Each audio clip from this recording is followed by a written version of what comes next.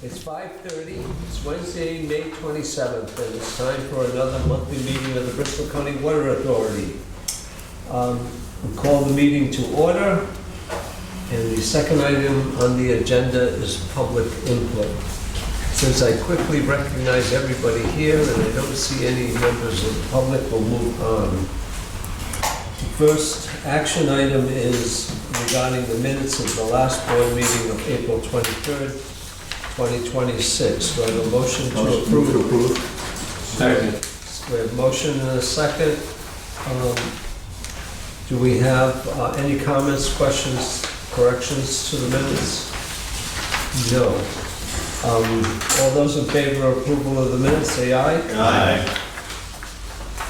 Thank you. Okay, now we can move to our executive director's report. Mr. Kutu. Okay, looking at these main items here for the Puckett Pipeline project, you have Beta's monthly report. I provided some highlights of the month coming down in this report. So we had a meeting with DOT at the end of April. The application for the utility permit was submitted in early December. As I know, they didn't have really any significant concerns, and they anticipated that a permit would be issued, but we have not received the permit as of today. And we also talked a little bit about the staging area for the launch shaft for the tunnel crossing of 195. And no surprise there. I had mentioned this previously to the board, that with the Washington Bridge work, that there would be potential some scheduling conflicts, so they were going to look into that a little further with respect to their contractor schedule. However, they did not say that we can not use the space, but we just need to coordinate, once we get going, that we're not running into their contractor at the same time. So Is it a scheduling issue or is it a use of property issue? No, they have not. They have not said that we cannot use the property. It's a scheduling issue. So, I'm going to jump down to my last bullet on the pipeline project because it involves DOT. I was notified by a representative from DOT regarding a paving improvement project that we were aware of, but they had bumped it up on their priority list. And that's paving of Tuckett Avenue along the pipeline route, and it runs from Waterman Avenue to Marietta Street, which is just south of Greg's Restaurant there on Tuckett Avenue, about 3,400 feet of work. And this individual is also aware of our project. So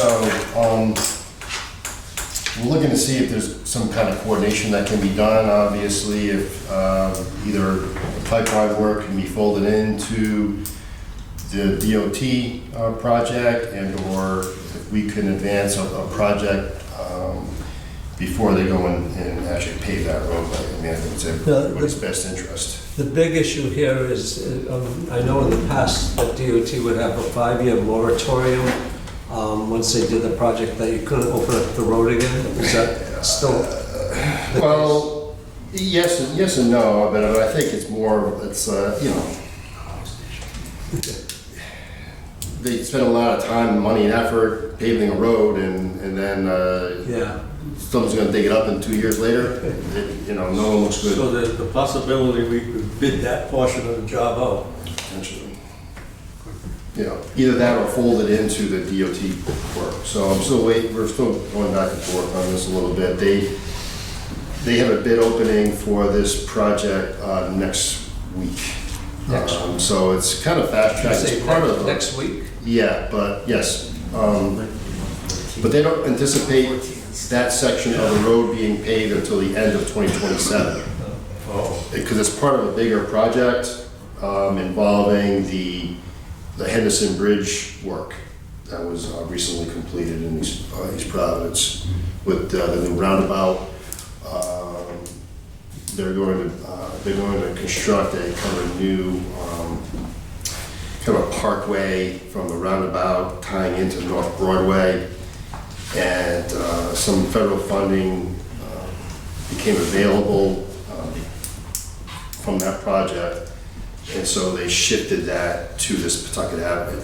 It's kind of they're not segmented, they're not connected, but they shifted some funds to do this paving and sidewalk work on Pawtucket Avenue. Potentially, this could be advantageous to us because they'll be opening up the road to do road work. Oh, it gives the project some momentum too. You know, we can at least say we're starting this work. Yeah. And potentially also save on paving costs. Right. If that comes into fruition, do we have anything early on to snap that section of the pipeline out and hope soon to kind of go out for bid or anything? I'm sorry? If the Pawtucket Avenue paving Yes. comes out sometime next year, if they plan on by the end of '27, Yep. is there work on our part that says sometime in '27, we need to award a contract for however many feet that is and cap it at both ends? Right, that's what we're talking about. That's what we're looking into. Either the work is done potentially under DOT, or we advance a project. Okay. I think it would help our project to get it moving. Well, that's over 50% of the pipeline, really. And Yeah, late, 5,000, oh, 5 miles, never mind, I'm sorry. I missed it. It's about half a mile. Yeah, instead of the 5 miles, I'm sorry. a later Maybe, agenda item also be of value.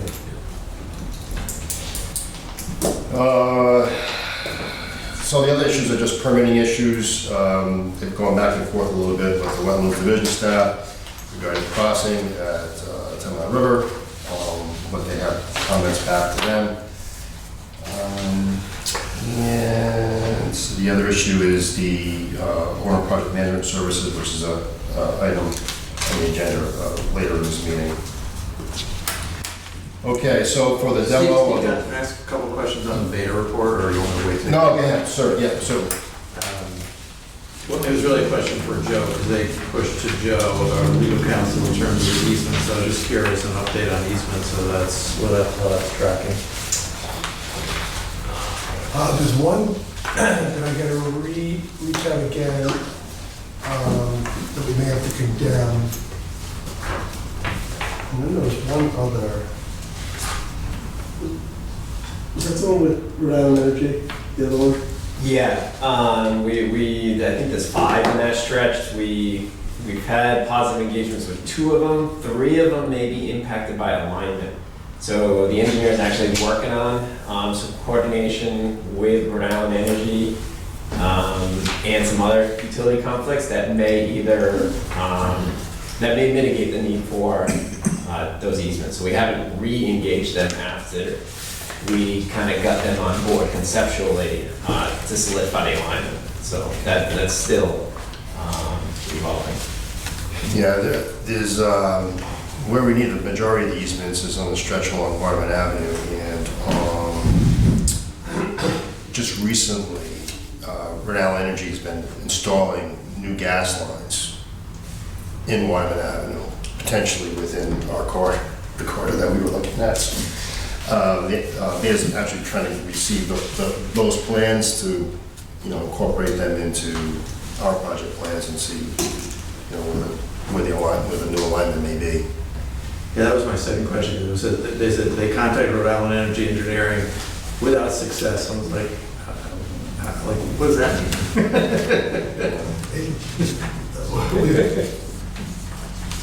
I mean, it took a couple weeks. I contacted the legal counsel even just to get a contact name. They're not super cooperative. Interesting. They're not surprising. Okay, thank you.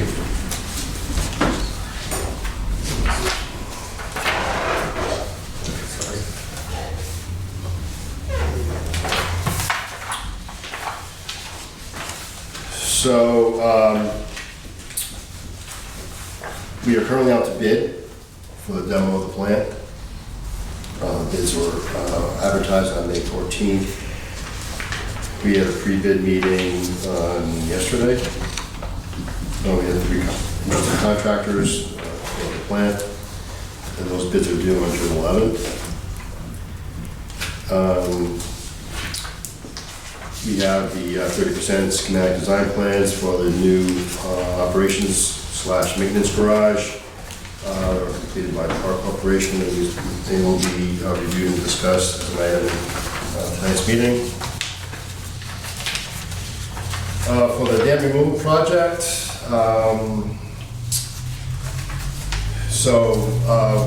we offered the 6 property owners that didn't participate in the private groundwater sampling last fall. We did that this spring, and 3 out of the 6 ended up participating, so we have sampling results for 9 of the 12. So that information's been tabulated, being sent to those private property owners, and important to note that the post-dam removal samples showed no appreciative change in their water quality results before the dam. The thought was, once the dam gets removed, it's a tidal estuary, more salt water coming into upstream that would potentially contaminate the wells, and that has not been the case. Any understanding of why you didn't have 100% of the properties participating? Just they did it? There's no response. Yeah, okay.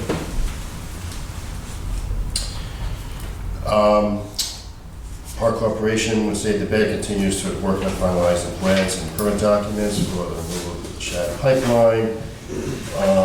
They're working on some grant applications for that same project.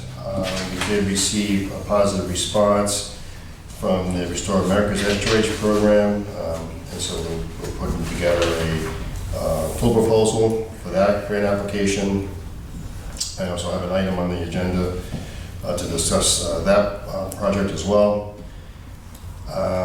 We received the appraisal reports from Peter Scott and Associates for the 3 properties in Swansea, including the one with a dam on it. And those, they were discussed at a recent properties committee, and those appraisals will be reviewed here by the board as well tonight. And last, regarding the dam removal project, I participated on May 21st, called the Warren Walk Habitat Restoration Tour. Director Fales was in attendance. We had actually a pretty decent turnout. About 30 to 40 folks came out that evening. It was about an hour and a half. We took a walk down to the lower dam, talked about the project, myself and Wendy Ferguson from Save the Bay, and then we carpooled up to the upper dam.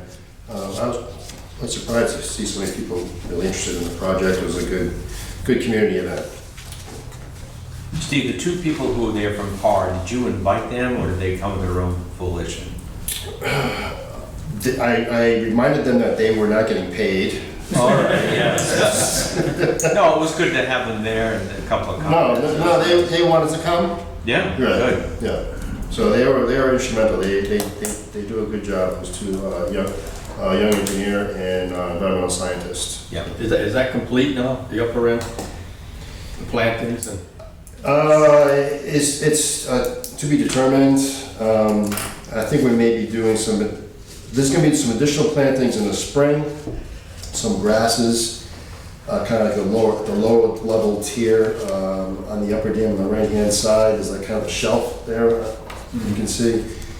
And then in the fall, we still have some grant funds available. We may do some larger tree and shrub planting, depending on what doesn't make it through the summertime. So, but for all intents and purposes, yes. The contractor's done, he's not coming back. Oh. Lead service line replacement program continues. We're still working with Mount Vernon Water Association under this program that DOH has.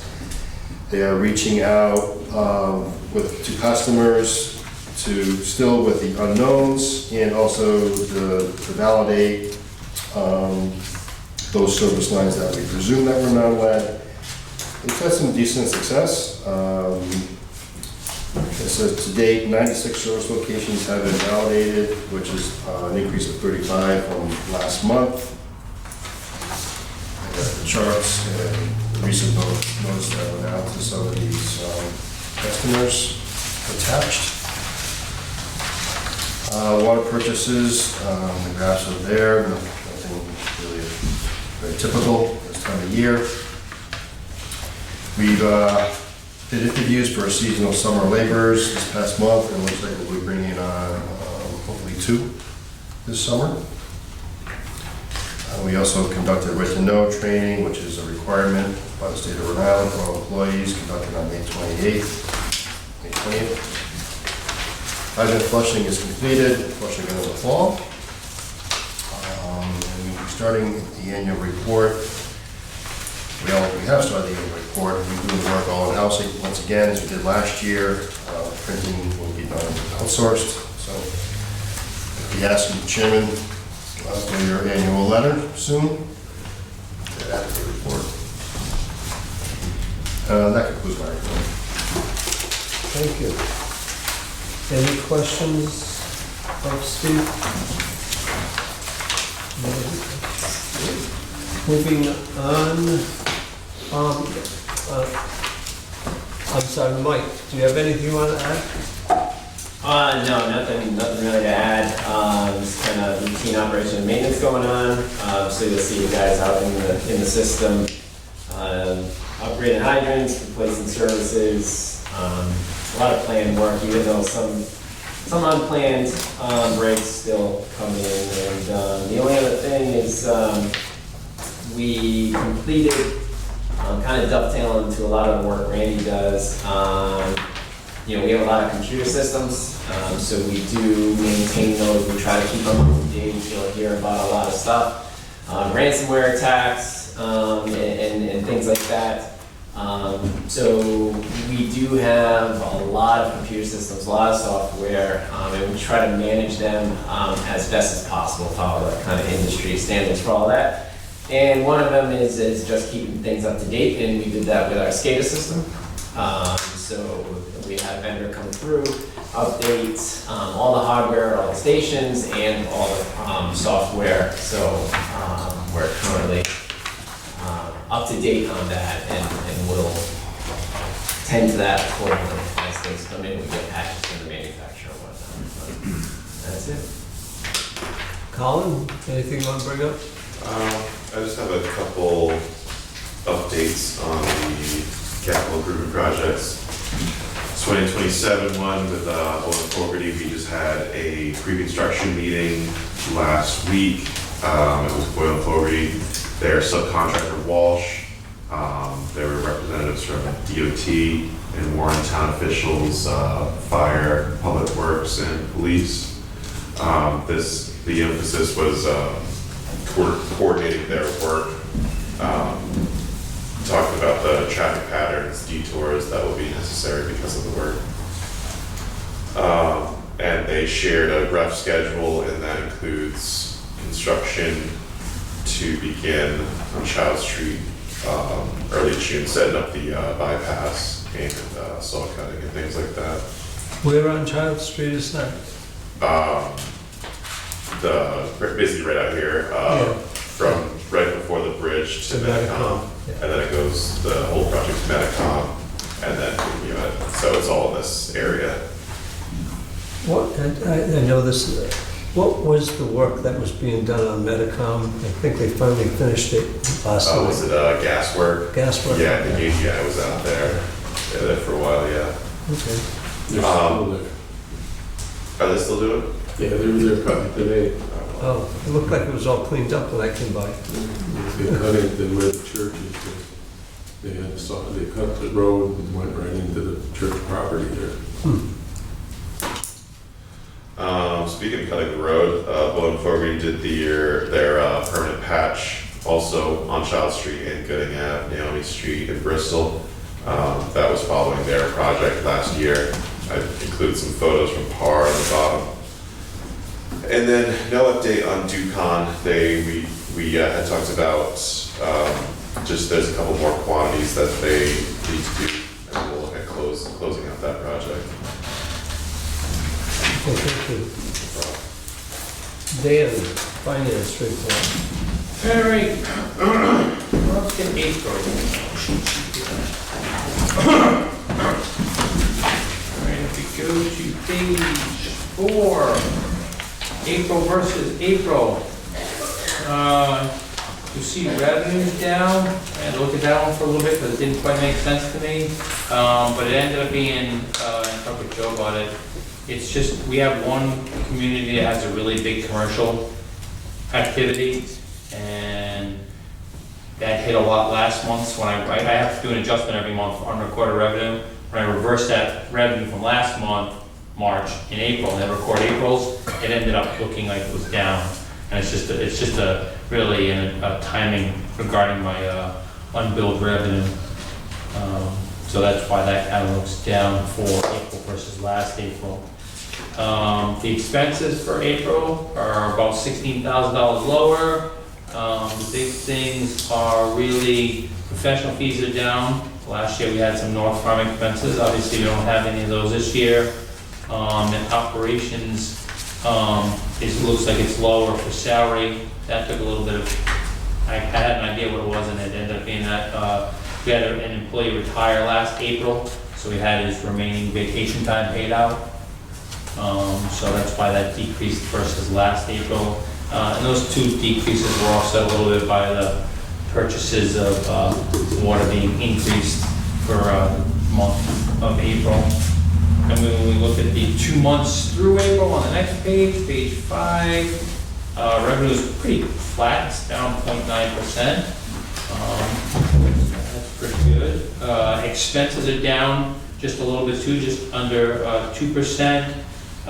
Overall, the biggest part of the decrease was the operations and maintenance expense.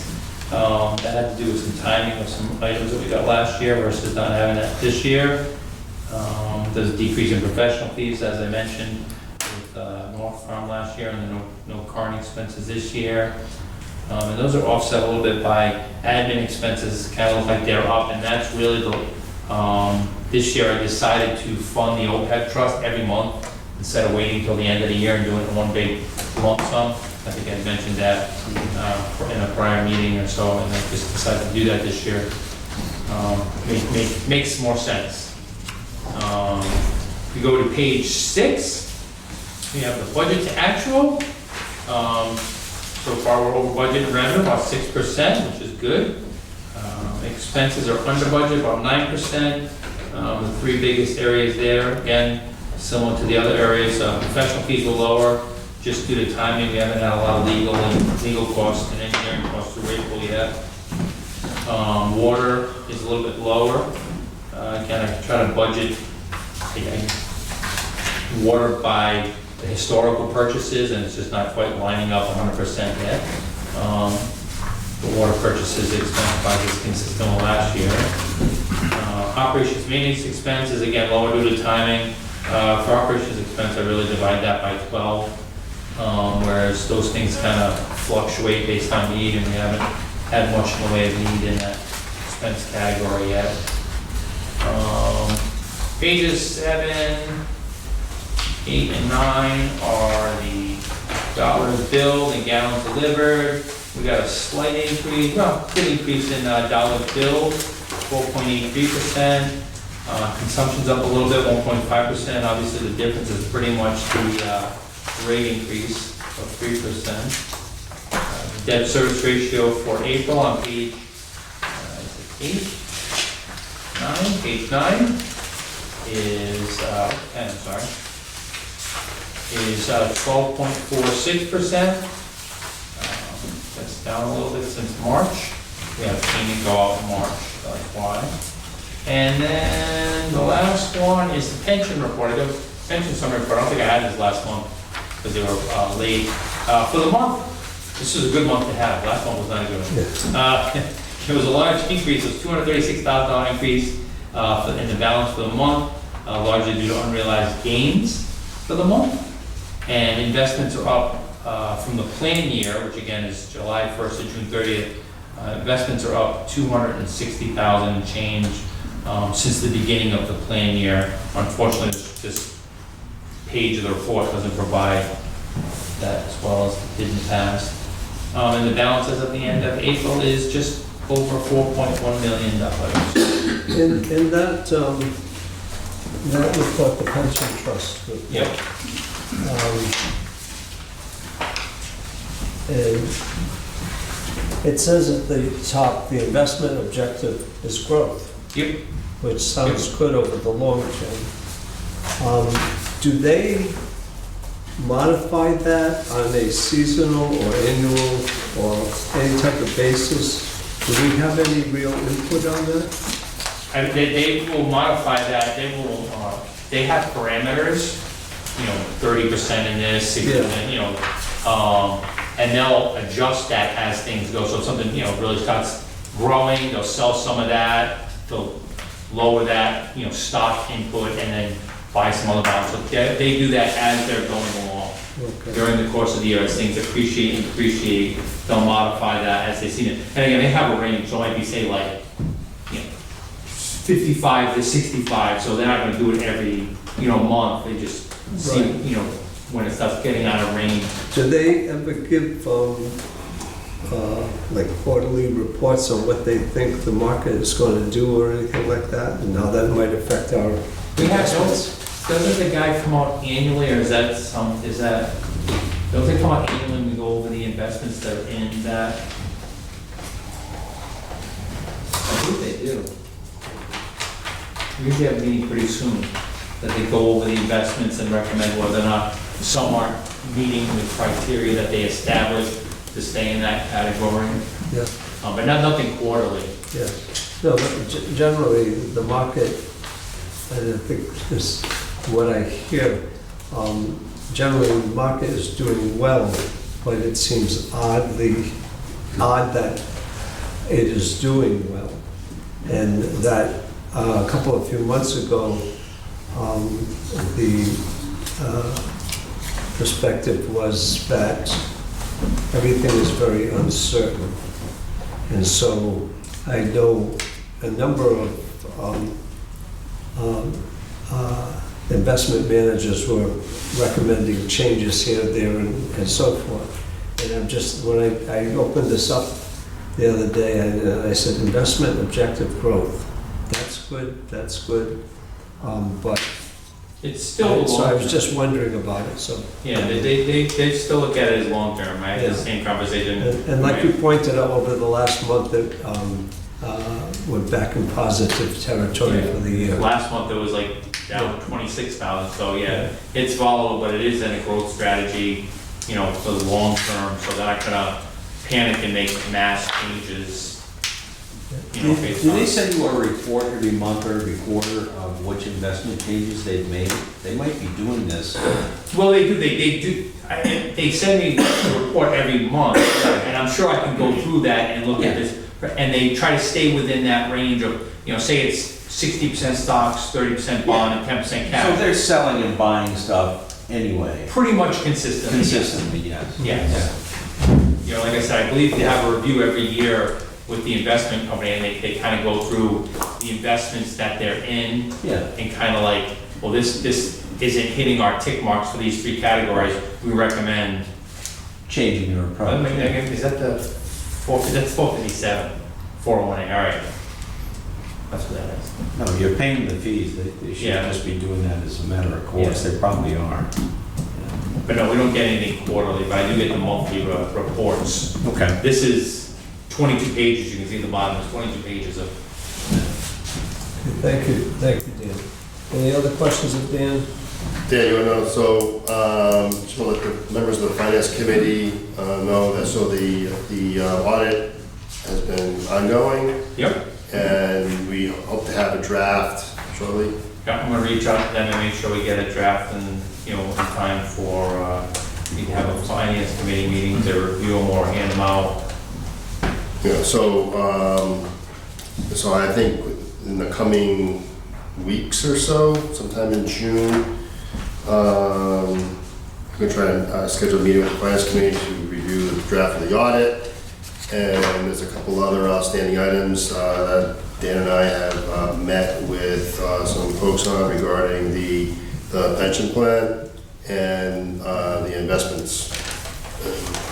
Kind of get some of those squared away. Have you reached out to, for the OPEB plan, the OPEB actuary, about like meeting with the board? No? Okay. We will. Was it Angel Pension Group? Yeah. We will do that.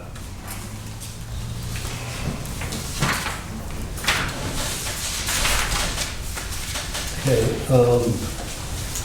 next item on the agenda is board member town council reports. Anybody have anything to report regarding town council actions or activities? Okay, Just a mention of, I believe, Friar's Farm, the owner died recently. Yeah. So just wanted to mention, Oh, yeah. and Yeah. give our condolences to the farm and their family for the loss, since they, you know, work with us. I don't know how much, she says she's gonna try to keep the farm going, but I don't know how much, I don't know if they'll be interested in hay next year. Yeah. I don't know who's gonna run the farm. She can run the gift shop and That was a very nice obituary. Son-in-law's. nice guy. I just wanted to mention it as a condolence from the board to Good them point. and their family. Good point. He's a real nice guy. First class guy.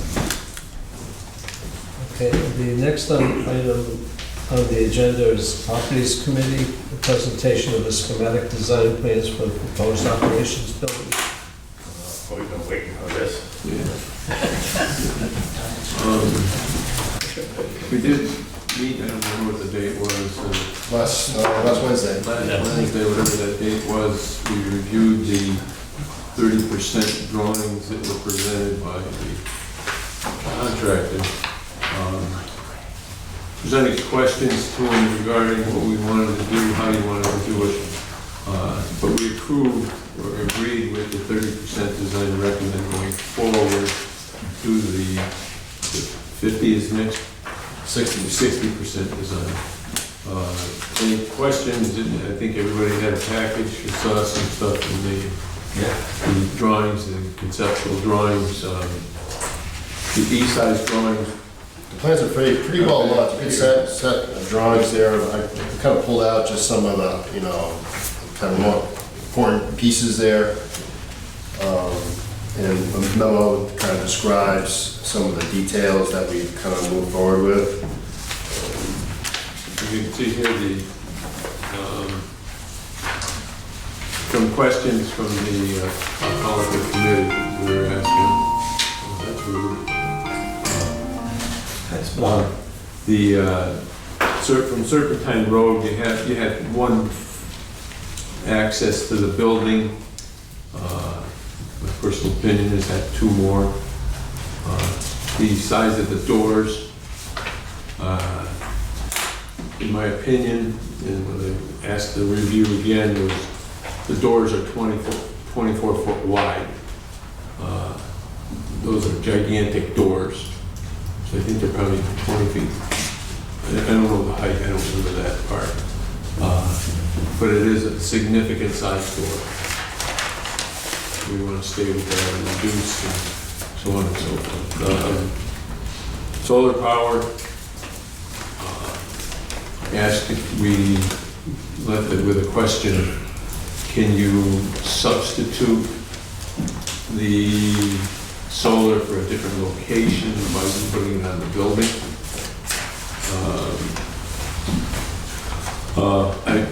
I'd like to go and it's proposed to use metal panels for the building construction, and that'll be the exterior with some add-ons.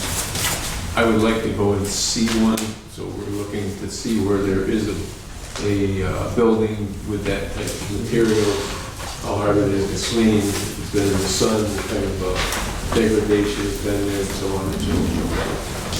But we left it at that. They have everything listed out, they have all of the equipment moved around, they're accommodated from storage to apparatus to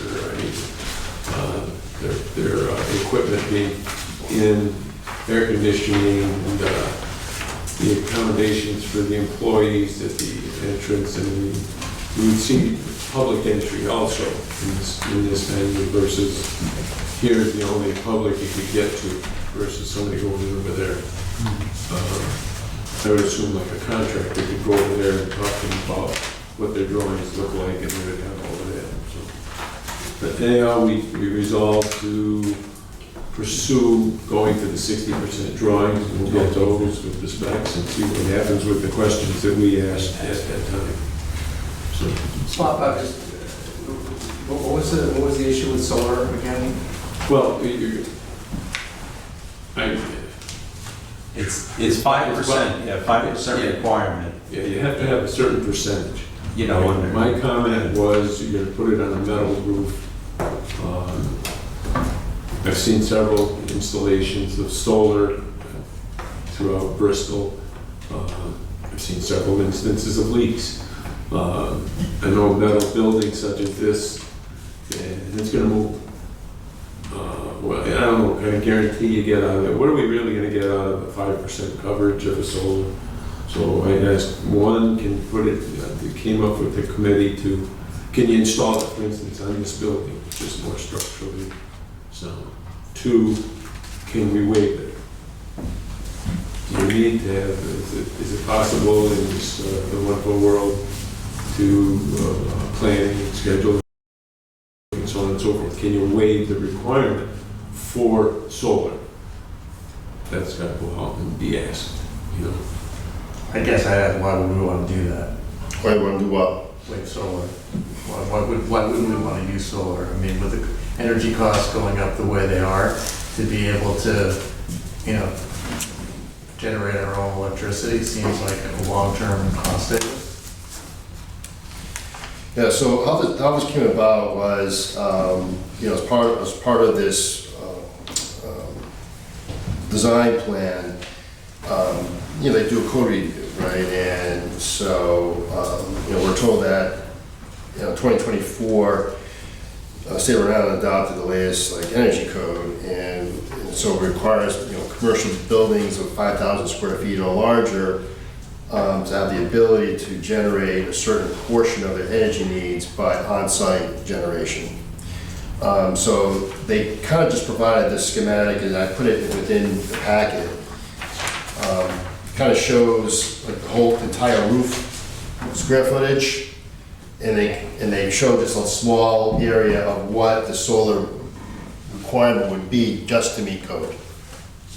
I looked at that and I'm like, yeah, this seems kind of, you know, why are we just gonna have this piece? So, you know, the decision is, you know, do you want to outfit it completely with solar? Added upfront cost, obviously. You know, what's with the payback period? We don't know that. I mean, that would have to be studied. Or request a variance, you don't want to go solar, or can there be other options? Can it be off-site, not specifically on the building? Can it be on another property owned by the authority? Those are some of the questions. Yeah, but I can see, I mean, if you're concerned about the structural integrity of the roof, but we've got a lot of land, right? There's gonna be excess land over here. That was what the discussion was, is that because the building, the way it's designed right now, the two main roofs face east and west. It's not really set up to take full advantage of the southern exposure. Now, on the easterly exposure, that's more flat roof than on the west. And with the proper rack system, you could orient the panels to the south without a lot of difficulty. But discussion involved with if we have land that's right behind us here. A lot of successful solar farms, if you want to use that term, have been done. And the building here is practically perfect on a north-south axis. And so something could be put here. The question is, as Steve said, is what is the cost and what is, I don't like the word payback, I always look at it as a return on investment. In our case, we don't have any tax situation to deal with. But if you're getting a return I think of my own situation with solar, that I'm getting probably about a 12% tax-free return on what I spent up front on an annual basis. And I'm not being taxed on that because it's a savings. But you can look at it as a payback, and it's, in my case, it's probably about 8 to 12 years. But we don't have all of those numbers right now. So are we planning on getting them, or what's the plan? It's, I think the board's, what the board wants to do. So. And I don't know what everybody else thinks, but now's the time to think about it, right? So, I mean, if the economics don't work, they don't work, but if they do work, then it seems like a no-brainer to try to do. We're gonna save costs in the long run, because that's gonna be there a long time, right? So. Doing the financial analysis is a relatively straightforward, simple thing to do. And I think that's what needs to be done before we make a decision. Well, the actual location is another thing. As you said, there's property, if somebody doesn't want to rent the hay fields next year and you put a field there, does that equal it? So you don't, I personally don't want to see, in my opinion, putting it up on a building that you're doing brand new, especially with a sheet metal tin roof. I feel that they're not sound enough with the weather and so on and so forth to do that. That's just me. So when we go back to get to the 60% level, we should add those comments to the designers and come back with their opinion on whether we could continue with some solar someplace or on the building it's a must be or wait. We'll include that in our proposal. Because I think that one of the things is that if you do a solar system that's going to be a decent solar system that's going to not just feed back into the grid or something, we need to adjust the square footage of the building to reflect where you're going to put the switches at, the batteries. Do you want to put, Item 7 on the agenda is a presentation which has just occurred. Item 8 on the agenda is board vote on schematic design plan. Now,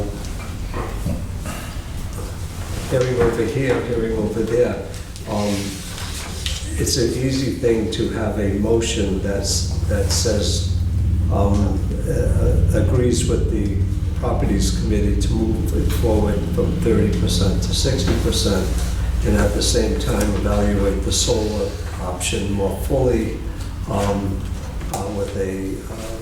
with looking at the economic and issues as well as installation. and I think that's the bullets that are on here. When we go from the 30 to 60, those bullets should be answered by the said designer.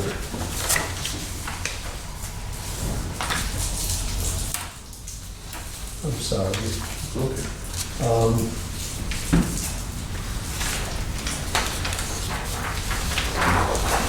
What are the bullets?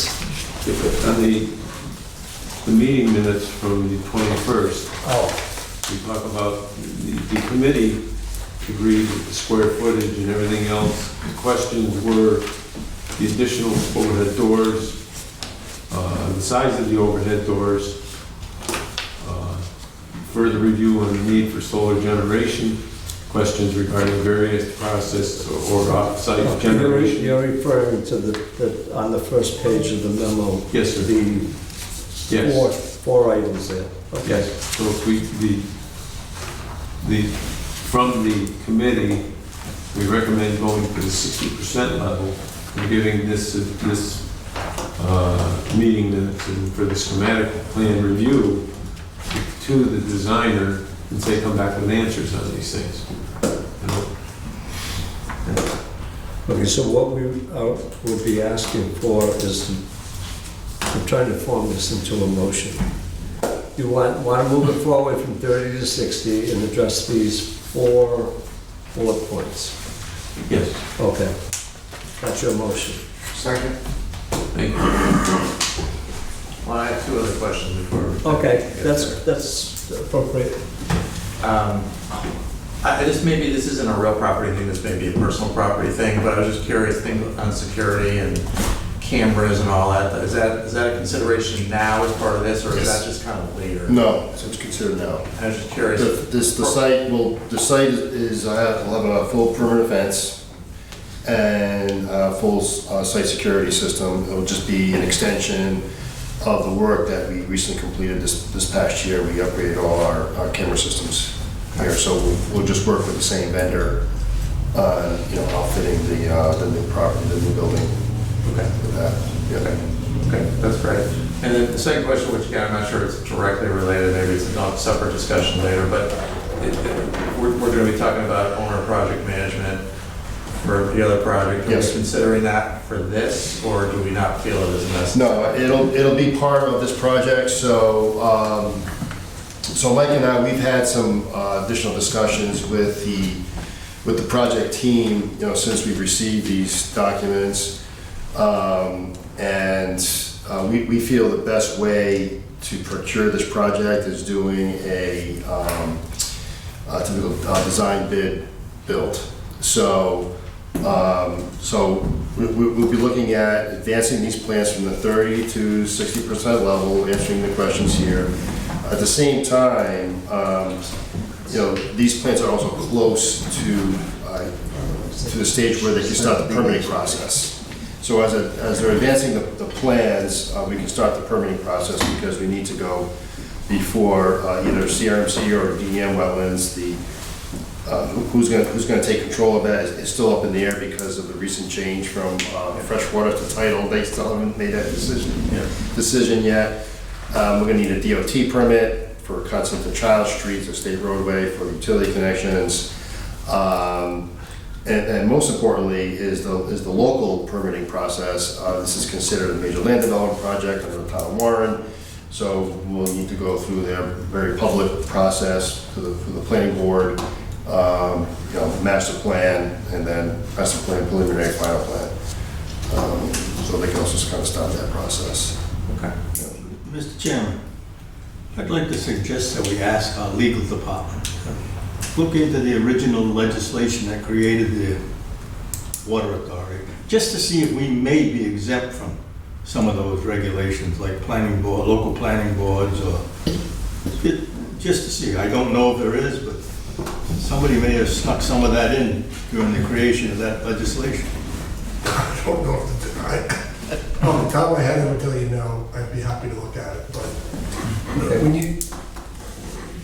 can you be a little more specific? Like, Well, whether we have to go before the local planning board, for example. Whether when the original draft created the authority, I mean, for this project, anything may have exempted the board from the authority from any of these regulations. I don't know. when you say these regulations, you mean like Any kind of local regulations for something we want to do. Or okay. technical. I would tell you no. But I'll look. Okay, all right. Good point, Jim. I don't think I answered your question. So design bid build, right? So then you'd get a contractor, to actually build the building, and then we would retain Par Engineering HAT as clerk of the works to make sure that they're building what they designed. So short story, there will be some Correct. Support for management. Yes. Yeah. Because like I said, you guys got a lot of projects going here. So. Yeah, things are piling up. You wouldn't expect this project to be completed by 12/31/2027, would you? That's next year, right? Maybe. Because you would be eligible for energy credits from the federal government up to 40% if the system was under 1 megawatt. No, we sell the tax credit. No, you don't sell them, they'll just refund it to you as essentially as like a refund. It says 27, I thought it was 26. 12/31/2027 if the project isn't started as of July 4th, 2026. Can you get them a reference on that? Yeah. Okay. Thank you. That'll obviously affect the calculation for return on investment. Any other questions on this? We have a motion on the floor. Can you just clarify the motion again? Okay, my clarification, I should ask the chair. The Properties Committee recommends approving 30% design drawings and recommends going forth with the 60% drawing things contingent upon the items listed in the May 21 meeting minutes. It's the first page, the dashed items. Yes. There are 4 of them. Do we have a second on that? Second. Yeah, we had it So you second. could say all those in favor. All those in favor say aye. Aye. Any opposed? The ayes have it. Thank you. If anybody had, to me, if anybody has a little bit of an eyeball problem with a little drawing, that east side drawing over there is good to look at with respect to everything else. Okay, the next item is the board vote on annual maintenance and service work contract. That's item 9. Make a motion to award the contract to JML. Second. All those, any discussion? I have one question. Did their scope change from last year's amount? In other words, it's about a 10% increase. Did their scope change? It's the same as last year. Prices go up. 10%. Even though they don't spend it. How much work do they do? Well, it's on an as-needed, you should need to understand it, it's on only on an as-needed basis. Right. So, I just gave some reference points in my memo. So last year's bid price was $278,285, and we spent $51,876. And then the year before that, we spent $45,000 actually on the contract. Yeah, it's just a question about the scope. I'm But fine. I realize stuff goes up. we generally put the same estimated quantities in there year in, year Okay. out. And he adjusts his prices accordingly. Okay, any other questions on this? All those in favor say aye. Aye. Any opposed? No. Okay,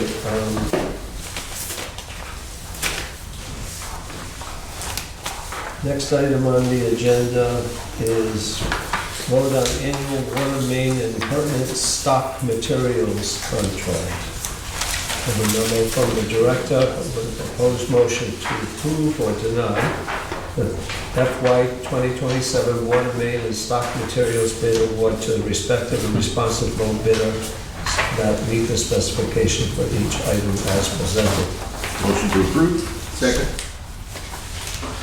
Any questions, comments?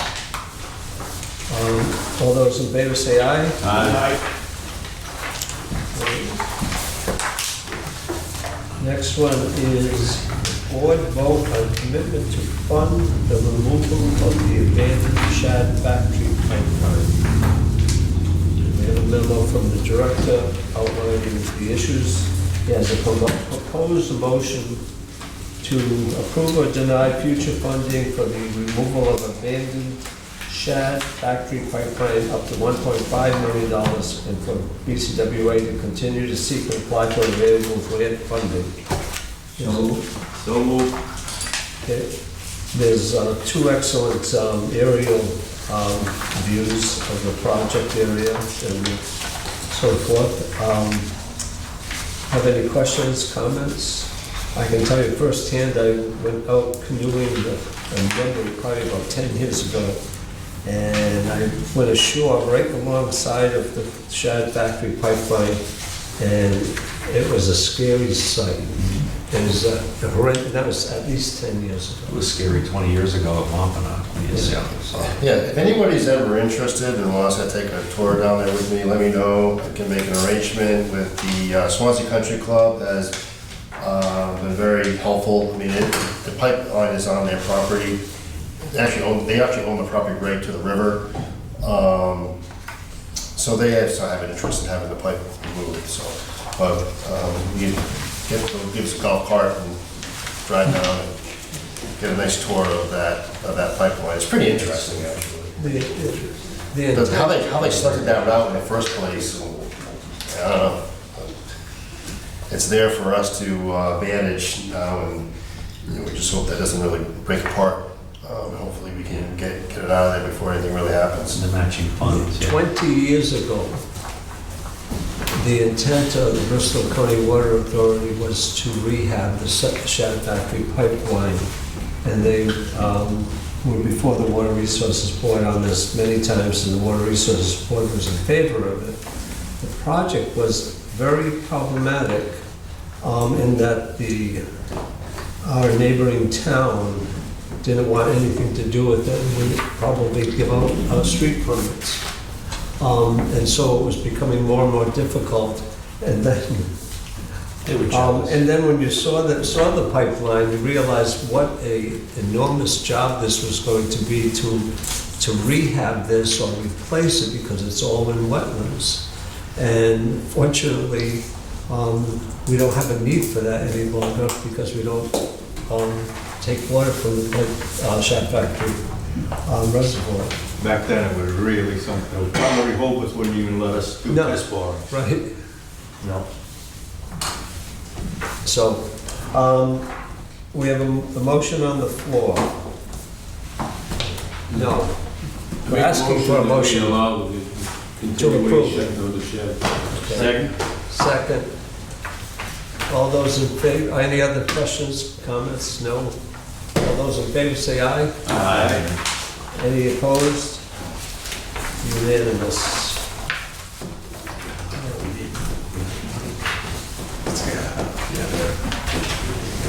Okay, quarterly write-offs, item 12. Motion to be approved. Yes. Second. It's noted that we did not actually have a write-off. We had like a Net gain. recovery. I believe it's called a recovery. Yeah, big quarter recoveries. Thanks, Joe. Thank you, Joe. Yep. Some people, a cynic would say you can't do write-offs, correct? What happened was he wrote one off last quarter, and like within 2 or 3 weeks of writing it off, They check out money. So, Well, we hope for that to happen in the future. Okay, quarterly write-offs. We now have a call for Did you executive. vote on that? Oh, For information okay, only for yes. the agenda. Oh, it's just, yeah, it's informational. Okay. There's a call for executive session for a number of items. We need a motion to go. Second. Second. As presented in the agenda Yes. for all the regulations. Right. Otherwise, sure, it's fine. All those in favor of going into executive session, say aye. Aye. Okay, we're in executive session.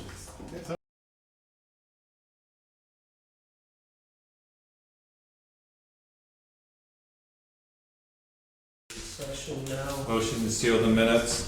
Second. Executive session. All those in favor say aye. Aye. Okay. Okay, this is no vote. Okay, so now we're back to board vote on contract award for owner project management services for the Pawtucket Pipeline Project. Do we have a motion to approve? So moved. Second? Second? But did we have Do more we- discussion? Yeah, this is, now I'm gonna say, anybody have any discussion on this matter? This is, Yes. the motion would be, we're hiring this partnership after a response to our RFP, in which we received one proposal from Parr and Stantec. So, I mean, I don't know what, up to you guys whether this needs to modify the amendment or not, but the two things that we talked about were giving management discretion to prioritize some of the tasks and potentially reduce scope. And then secondly, to ask these projects for an answer in terms of whether they want to share in some of the cost. Sounds reasonable.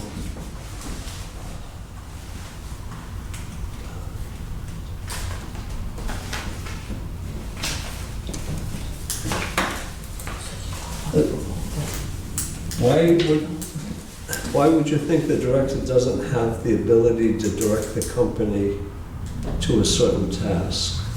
Or am I not understanding this? Well, I think we were just talking about whether, we said this was a lot of money. We're approving a contract that's for $588,000, but we're hoping it's lower, and that's the mechanism for it to potentially be lower. I mean, the only other option is to approve this, not approve this, but I don't think we want to do that, right? So, I think you can approve it, and then I think Steve has sort of his marching orders, if you will, as to what the board wants.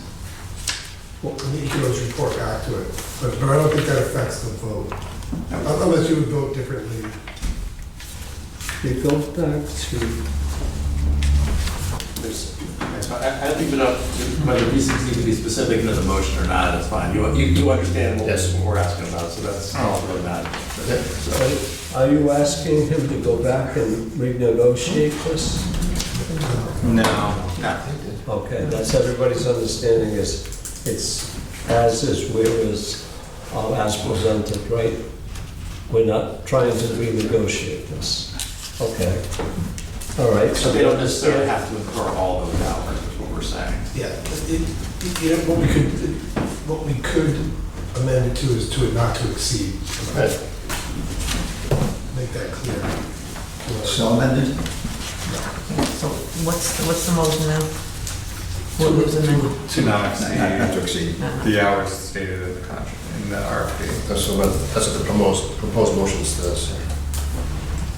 So it's not to It says not to exceed the dollar amount. So 588 was. All right, so should we withdraw the amendment and just go with the original motion? I just think you make it clear that it's a not to exceed amount. I mean, that's in the motion. Yeah. Exactly. Yeah. so use the motion. So the motion is to accept this, realizing that it's a not to exceed price. Is that correct? Yeah, That sounds correct. as written down in the memo. Okay. That's correct. Any other questions, comments, concerns, thoughts? Move the question. All those in favor say aye. Aye. Any opposed? The ayes have it. That was simple.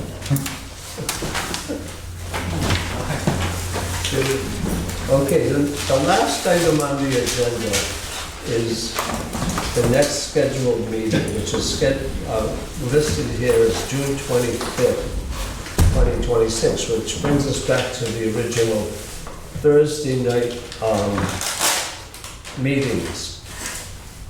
Now, I'm going to ask, I can explain why, that meeting will also be held on a Wednesday night on the 24th of June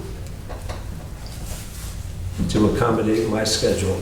Now, I'll make a motion that we move the meeting to the 24th of June, Wednesday. Second.